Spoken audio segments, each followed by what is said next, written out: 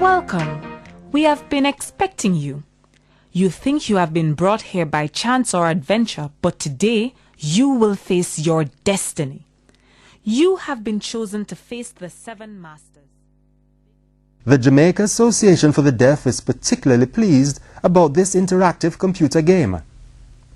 We have been able to design a script that allows for superficial or a very simple interaction with the game for those depending on their intellectual level or age, and yet the same product can allow very deep intellectual discussion because the characters in the game are all symbolic, and the final stage of the game allows the player to interact with life experiences and work through the process of making choices and seeing the consequences.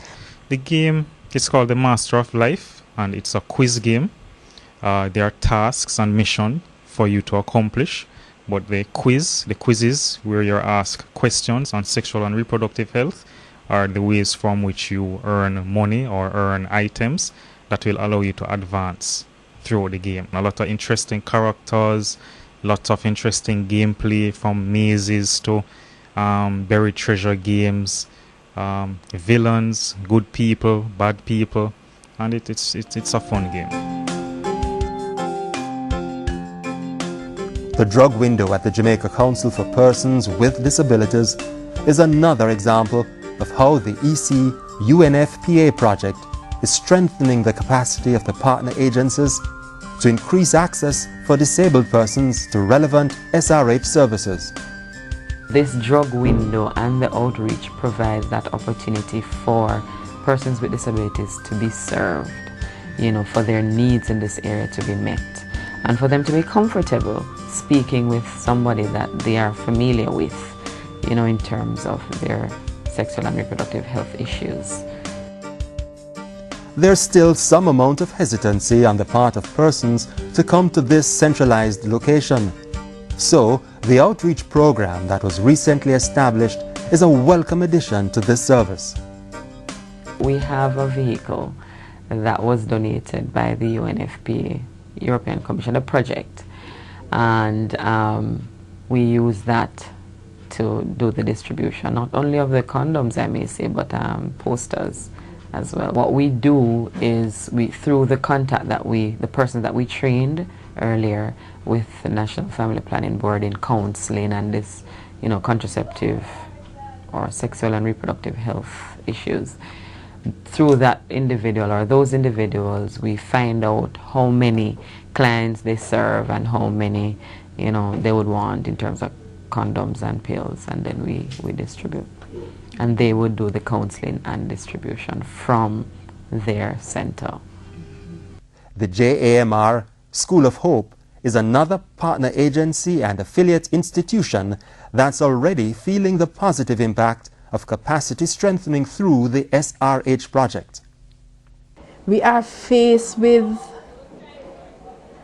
the crisis of sexual abuse very often, and we have not been in a position to put in preventative measures. So basically we are just reacting to crisis after crisis. So you can well imagine how welcome this project is to enhance the work that we do. It will go a far way in terms of preparing our students, parents as well, either to be able to deal with students who may have questions, or basically to inform their behavior in terms of sexual choices. The partner agencies are all lauding the networking benefits of the project. We've had to work so closely, so we are understanding much better the issues that have to do with the deaf or have to do with, persons with mental retardation or whatever. It's bringing new awareness, even among those of us who already work in the disability sector. I think it has been very rewarding. We have maintained a very participative approach throughout the entire implementation process, and we have gotten so much out of that. We worked at specific objectives, but there were some other byproducts in that sharing of our respective expertise help to build each other. So that is a benefit that perhaps we didn't bargain on, but it's something we can celebrate.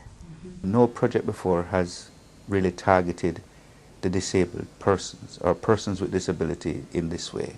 There were many groups working with disabled persons, but there was an absence of coordination.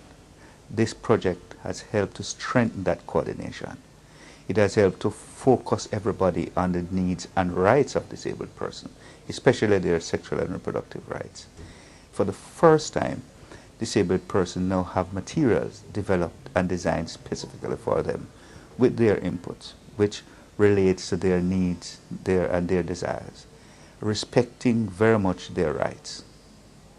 For the first time, we have had the participation of non-disabled persons working closely with disabled persons in designing programs and materials for them. And we can celebrate that. For us at UNFPA, identifying persons with disabilities as a target group was very easy, because we have been mandated to look at the most disadvantaged groups. And in any respect, persons with disability are the ones that has their rights most violated. So they had to be a target group. And the ICPD process, the International Conference on Population and Development, was clear in Section 6 about what should be done and what government should do in facilitating the reproductive rights of the person.